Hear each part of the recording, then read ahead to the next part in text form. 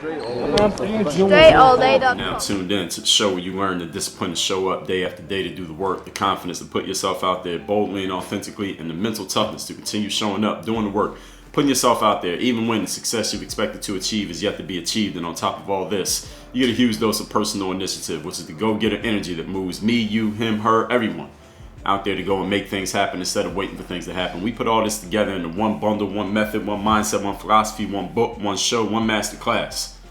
And you are here right now. It is called Work on Your Game. My name is Dre Baldwin, also known as Dre All Day, and welcome to the show. Today's topic is how to care without caring. Now, this is about the mindset of doing your work, doing it well, giving your best possible effort, while at the same time not allowing what's going on in your work to weigh you down, especially when things are not working. This is a subject that came to me when I was listening to a business podcast, and the guy who was hosting the podcast was talking about this because the guest was just talking about the fact that they were talking about their struggles. You know, usually when people tell their story, there's some struggle that's involved, someone who's become successful, talking about the struggles they had in business. And the host said, you know, that's one of the things that people have to learn to do, is to care about what you're doing. Of course, in your work, you're not going to get good at it or produce great results if you don't care what's going on. But at the same time, you can't get so caught up in it that it starts to weigh you down. It's kind of like if a person sells, you do some type of sale, you offer to your audience, and there are 100 people in your audience, and you get a 10% close rate, which is great usually in sales. 10% close rate is excellent. That means 10 out of 100 people bought from you. But at the same time, you think about it, it means 90 people didn't buy. 90 people saw the whole offer, everything you had to present, knew who you were, and said no to what you were asking. And that could, if you really start to really think about it, that could start to weigh you down. It's the same way that people say you could get 20 positive comments on something that you put out there. You get one negative comment, and that's the only thing you can remember, and the only thing that you're thinking about, and the only one that gets your energy is that one negative comment that you got. So it's learning how to care about what you're doing, but at the same time not allowing whatever's going on, especially something that you would consider to be negative, because we know that everything that happens is actually neutral in life, but we paint it as negative with our minds. How to not let those things weigh you down. This is very important in sports as well as in business. In Masterclass 1382, I'll talk to you about how your career worth is not equal to your self-worth. Meaning, when you're making a lot of money in your business, or you're doing really well, or you just got a promotion, or whatever you're looking forward to, whatever happened that could be considered good, that doesn't mean you should not get so high on that when good things happen, even though it's good to feel positive about it. Because if you allow those good things to pull you up and make you feel that, oh, I'm great because this great thing happened, then that same energy will pull you down when things are not going so well. You have to learn how to balance in your mind between who you are as a person and what you're doing in business. And today we're talking about within your career, not allowing the ups and downs to determine necessarily how you feel about yourself as an individual, even though maybe your audience may feel that way, or the fans, or the analysts, or whoever it is that is looking at what you're doing, the spectators, depending on what type of work you're doing. If you're in a very public facing job, you may have a lot of spectators who are basically everything that happens with your business. They are looking at it as a referendum on who you are as a person. It doesn't have to be that way. You can choose mentally to not allow things to work that way. So let's get into our points here today. The topic, once again, is how to care without caring. Number one, do not get emotionally attached to the results that are taking place in your business, because the results that take place in your business are nothing but data. It's just information. I'll tell you a story of Magic Johnson. Everyone knows Magic, right? When he first came into the NBA, I believe he got drafted in 1979. So this was even before I was born. Magic Johnson was on the Los Angeles Lakers. He had a teammate by the name of Kareem Abdul-Jabbar. Now, Kareem was, at that time, probably the best player in the NBA. Kareem was the best player in the NBA for many years. He had a very long career. If you didn't know, he scored the most points of anyone in the history of the NBA, career-wise. You add up all the points, Kareem scored the most points of anyone.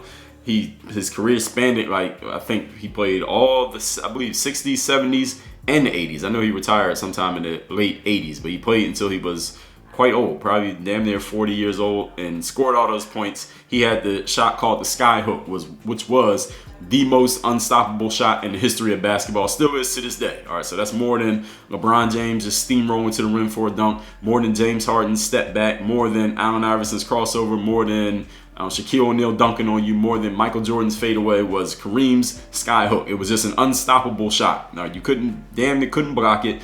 Your only hope was that he missed. That was the only chance you had with Kareem's sky hook.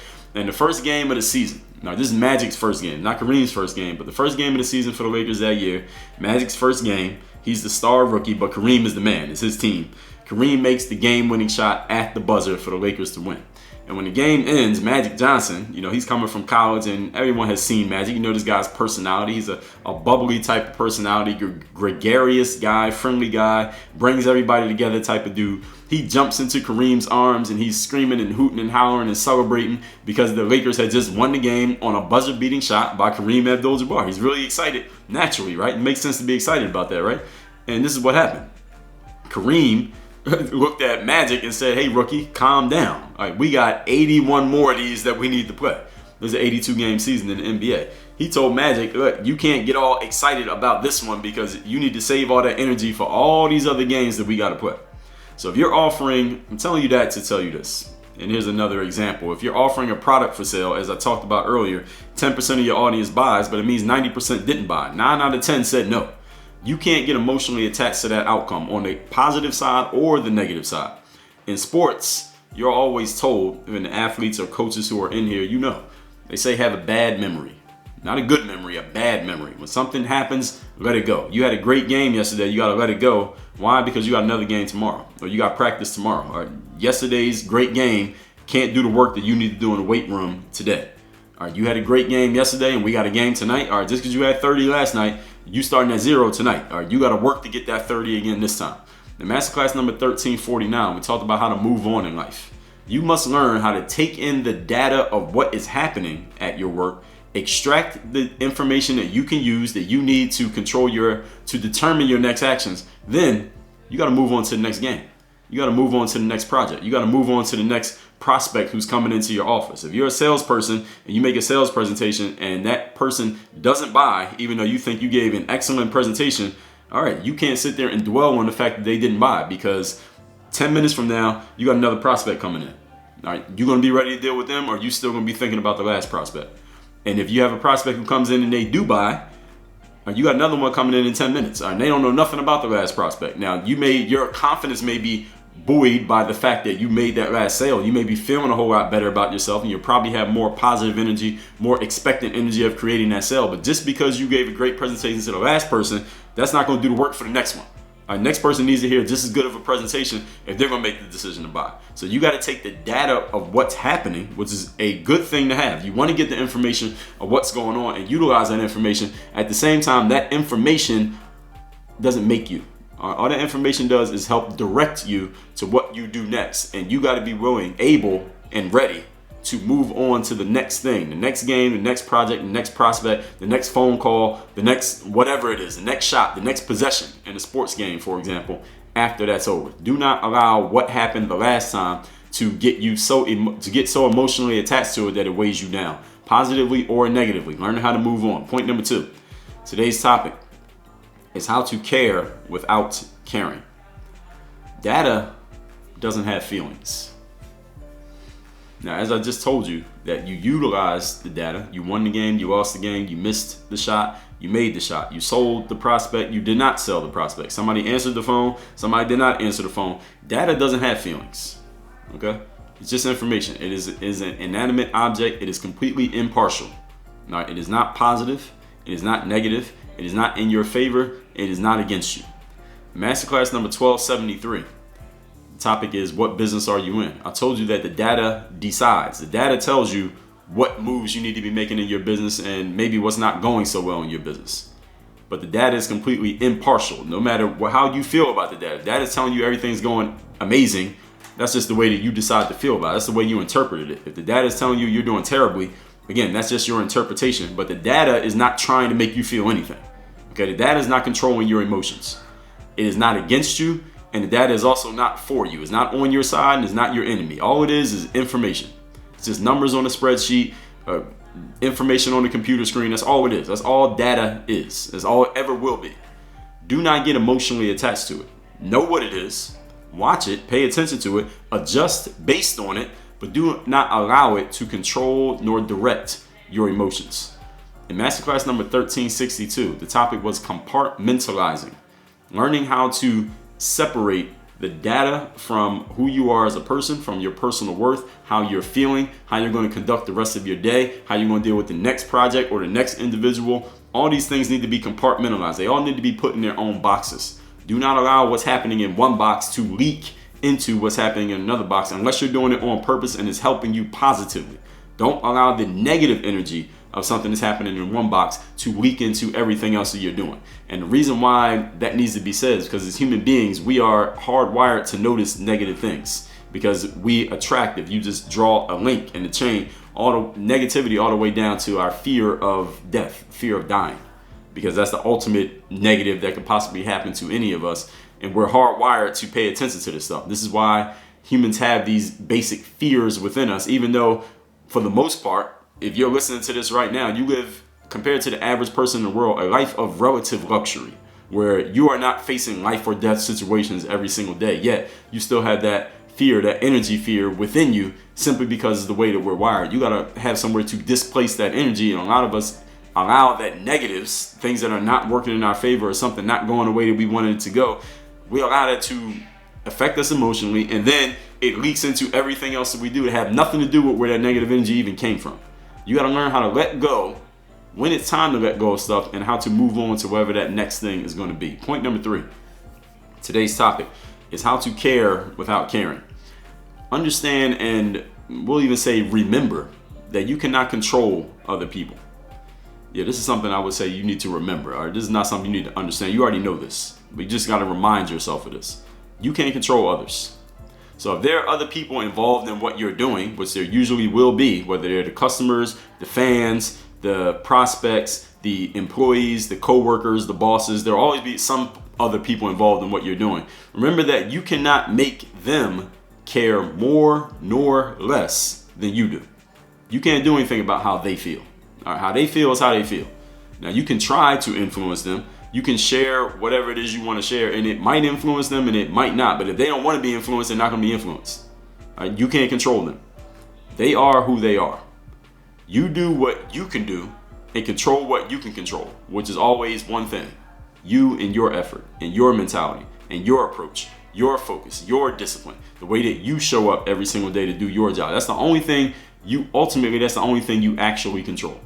You could eventually influence other people who want to be influenced, but if somebody does not want to be influenced by you, they will not be influenced by you, no matter how hard you try. This is why in life, a lot of people will come to me and ask me questions about, well, how can I influence these people to do these things? Or I want this person to be like this, or I want this person to do this thing differently, Dre. How do I do it? What do I need to say? What type of person do I need to be? How do I lead these people? Or how do I get them to do? How do I get them to want to change? How do I get them to fill in the blank? Whatever people are trying to get other people to do. I get questions like this all the time. The problem is this is the wrong question. You are asking the wrong question. When you ask the wrong question, no matter what answer you get, it's not going to produce the result that you want. So you got to ask yourself a better question.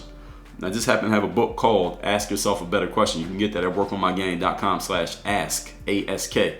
Here's the better question that you ask. Where do I find people who are already doing what I want to do? What I want people to do? Where do I find people who already have the skills that I need them to have? Where do I find people who already have the right kind of attitude? Did the masterclass called First Who, Then What? That means finding people with the right attitude, then teach them the skills. Attitude comes before skills.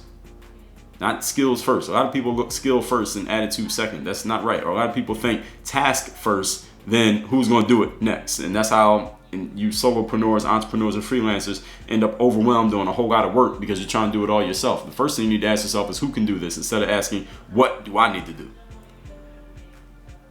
You can't control other people. And those of you, actually another thing I want to add to that, those of you who are coaches and consultants, understand that the most important question that you can ask is not how do I get these people to be this way? It's who is this way and how can I find those people? See, those of you who are business coaches or life coaches, if you want to do better in your business, you don't need to get better at coaching. I mean, you can work on your game and get better at coaching, but that's not the main thing that's going to make you better. The main thing that's going to make you better is if you go find some better clients. Go find people who are actually going to listen to you, who will show up to the scheduled appointments, people who will actually do what you tell them to do, people who are serious about getting results, people who are willing to invest in themselves right now, not later, people who are action-taking individuals, people who are self-starters, and people who are ready to make whatever change they need. They're ready to make that change right now.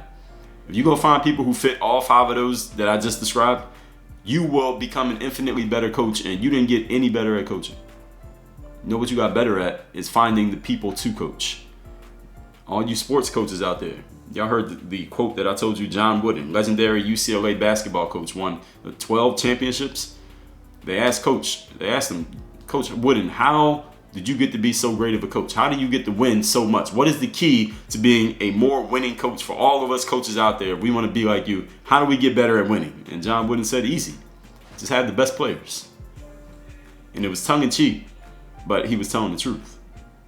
If you want to get better at whatever you're doing and it involves other people, get better other people on your team. When the other people are better, you're going to be better. You're going to look good automatically. You know, people would always criticize Phil Jackson, who coached the Chicago Bulls with Michael Jordan, then the Lakers with Shaquille O'Neal and Kobe Bryant, and then the Lakers with Kobe Bryant. And he won all these championships, 11 championships. People say, well, of course he won 11 championships. I would win 11 championships too if I had all the best players on my team. Well, you damn right. That's the point. All right, Phil Jackson wasn't no dummy. All right, he wasn't trying to coach the worst team in the league and prove to the world that he could coach garbage into gold. No, that's not the way it works. You turn gold into gold. Okay? Phil Jackson went and found the best players and said, all right, I'm going to coach these guys and we're going to win the championship. They got to be good. All right, you can't turn garbage into gold. You can't put, what do they call it? You can't turn shit into sugar. All right? So all of you out there, you can't control what another person is doing. This is the whole subject here. We're still on point number 3. The topic today is how to care without caring. You can't control other people. All right, so if you want to be a winning coach, you better go find some good players. You want to be looked at as a great consultant, go find some great clients. You want your team to be amazing, go find some amazing teammates. That's the way it works. All right, don't try to get some garbage and turn it into something. All right, you ain't no magician. All right, maybe there are some magicians that listen to this, but you get what I'm saying. All right, masterclass number 1217. Subject was another one of my virtual mentors, a man by the name of Michael Jordan. Speaking of Phil Jackson and the Chicago Bulls, Michael Jordan said his first year playing with the Chicago Bulls, his rookie year, this team, I don't even remember if they made the playoffs or not. They might have just barely missed it. They might have made it and lost in the first round. But he said his first year with the Bulls, that team was the most talented Bulls team he ever played on of his whole career. Now, he won championships. We know Michael Jordan's exploits. He won championships and all these great things he did in his career. He said that year's team that did nothing was the most talented team he had ever been on. So why didn't they win the championship? Was it because of Michael Jordan? No, Michael Jordan was averaging 28 points a game as a rookie. Michael Jordan was pretty damn good from the gate. Here's the thing about that team, Michael Jordan said, they just didn't care. They didn't care as much as later teams cared. They didn't like care without caring, like I'm explaining here today. They didn't care at all. They didn't even have the care part right. All right, they didn't care without caring. All right, so they had both parts wrong. Michael Jordan understood. He never said this himself, but I'm reading between the lines of what he explained, is that he couldn't control those people. He couldn't control the fact that they didn't care. All he could do was his own job. And he did that. He won Rookie of the Year, averaged 28 points a game. Everybody recognized, hey, this Jordan kid is pretty damn good. He did his job, and slowly, over the years, players got swapped out. Let's get rid of this guy, bring in this guy. Let's get rid of these 2 guys, bring in these guys. Let's get rid of this coach, bring in this coach. And slowly, the team got built around him. Luckily, he didn't control all of that, but the team got built around him to where there was actually a winning mix, and he went on to win all those championships. But Michael Jordan never allowed the indifference of his coworkers to affect his own personal level of focus and effort. Did you hear that? Let me say it again. Michael Jordan never allowed the indifference or the lack of effort or the non-caring attitudes of his coworkers to affect his own personal level of focus and effort. So what about you? Are you mentally clocking out at work because everybody else has mentally clocked out? Or are you doing the job that you signed up for? All right. Everyone who's listening to this right now, you're doing something that you voluntarily chose to do. All right. Is anybody here working somewhere that you were forced to work? All right, slavery is over. So everybody here who has a job or a business, or you're part of any type of team, you chose to be on that team, right? And you choose to show up every day, right? All right, nobody's making you do it. You chose to do it. If you choose to not show up, you could just not show up if you don't want to. All right, you could quit if you wanted to. You could shut down your business if you want to. So everybody here is voluntarily doing what you're doing. All right, is that right? If I got that wrong with anyone? Okay, so since you chose that job, are you showing up and doing what you're supposed to do? Knowing that you can't control whether anybody else shows up. Whether they show up, literally show up, or they metaphorically show up, like we talk about on those third days. If you got people who are half-assing it and not giving their best effort, is that a free pass for you to give a half-ass effort and not work hard anymore just because everybody else is not working hard? Or are you saying, you know what, I see everybody else is not working hard, but you know what, I signed up for this job, and because I'm a person of integrity, I'm gonna do my job. Now, what they're doing ain't my business. Which one are you saying to yourself? Actually, forget which one you're saying to yourself. Which one are you doing on a day-to-day basis? All right, because listen, we can hear people talking. Everybody's doing everything they're supposed to if you let them tell it. What are you actually doing? What do your actions say? Let's recap today's topic, which is how to care without caring. This is about the mindset of doing your work and doing it well while not allowing the swings in work, the ups and downs, to weigh you down, especially the downs. It's very important in sports, just as it is in business. In Masterclass 1382, we talked about your career worth not being your self-worth. Point number 1, do not get emotionally attached to the results in your business because it's just information. Magic Johnson won his first game in the NBA. Kareem Abdul-Jabbar made a game-winning shot. Magic was all hooting and hollering and jumping in everybody's arms. And Kareem said, calm down, rookie. We got 81 more of these to play. If you offer a product for sale and 10% of your audience buys, that's great. But that also means 9 out of 10 people said, I don't want that shit. You cannot get emotionally attached to the product that you're offering or the data that comes with it. In sports, they tell you to have a bad memory. We talked about this in Masterclass 1349. Learn to move on in life to the next game, the next project, the next possession. Number 2, data doesn't have feelings. Masterclass 1273, it tells you that the data tells you what's going on. The data decides, but is also impartial. Data is not on your side. It is not your enemy. It's just information. Do not get emotionally attached to it. Know what it is, watch it, adjust based on it, but do not allow it to control you or direct your emotions. In Masterclass 1362, the topic was compartmentalization. Learn to let go of stuff and move on to the next thing. And number 3, you can't control other people. So if there are others on your team who are involved in what you're doing, remember that you can't make them care. You cannot make them get more involved. They are who they are. You do what you can do, control what you can control, which is always yourself. And that's as far as it goes. Michael Jordan, I talked about in Masterclass 1217, his first year with the Chicago Bulls, he said that was the most talented team I was ever on. The problem was those guys just didn't care. Those guys didn't give a damn. They didn't bring any effort. He couldn't control them though. But all he did was his own job. And slowly, his teammates eventually got swapped out, and eventually he found a winning mix of players. He never allowed the indifference of the other guys to affect his own personal level of focus and effort. So what about you?